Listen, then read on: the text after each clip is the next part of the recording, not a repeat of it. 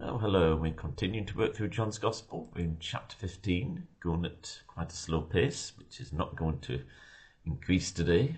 We're going to look at verses 12 to 15, reading from the ESV.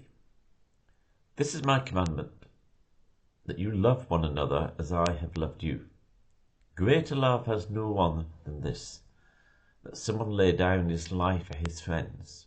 You are my friends, if you do what I command you.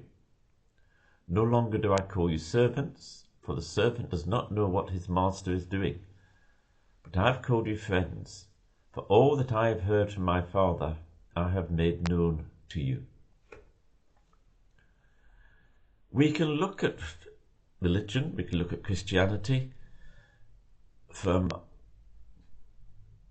very human or man-centered point of view. If you do that, we'll never understand it and we'll go off the rails. We need to look at it always from a God-centered perspective, from a Christ-centered perspective. And here it talks about love, it talks about obedience, and it talks about friendship.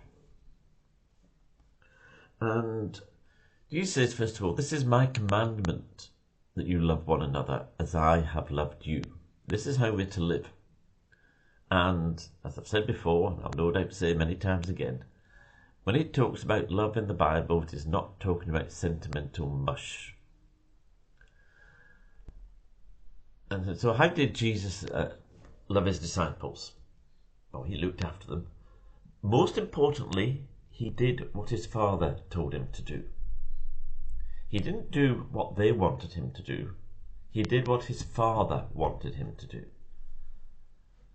And when we love people, it's not giving them what they want. Sometimes that will mean that.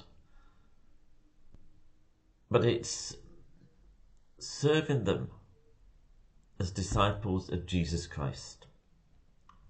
And it says, greater love has no one than this, that someone lay down his life for his friends. This, of course, is the supreme way in which Jesus showed his love for us. He went to the cross for our sake, so that we could be saved. Now, we will never have to do that in the sense of bearing the wrath of God, paying the price for someone's sins. But we may need to lay down our life for others. And also know that when Jesus laid down his life for us, says, I think is it Colossians or Ephesians? He did this, I think it was Ephesians, while we were still sinners. Well, it might be Colossians, I can't remember. Go and look it up. Be good for you. And his disciples, remember what they'd done? Obviously, Judas had betrayed him, and he was the son of perdition. But Peter, despite his great proclamations of love and obedience and allegiance, denied Jesus. The other disciples had all fled. But Jesus still laid down his life for them and for us. And then it says, you are my friends if you do what I command you. We can make two mistakes we can make, but two mistakes we can make, which are kind of the opposite ends of the spectrum. One is to think of Jesus as your buddy. He is not your buddy. That gives a completely wrong impression of the friendship that Jesus is talking about. The other is to think that God or Jesus is so remote from us.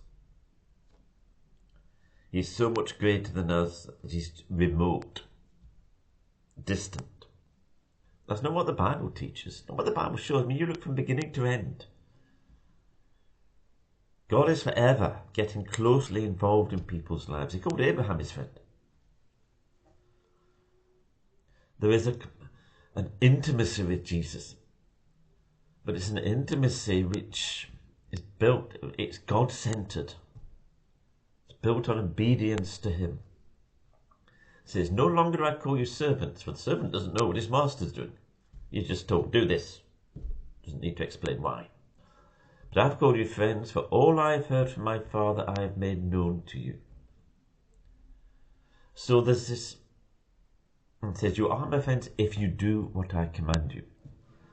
So that's a key aspect of it. The other is the intimacy with Jesus.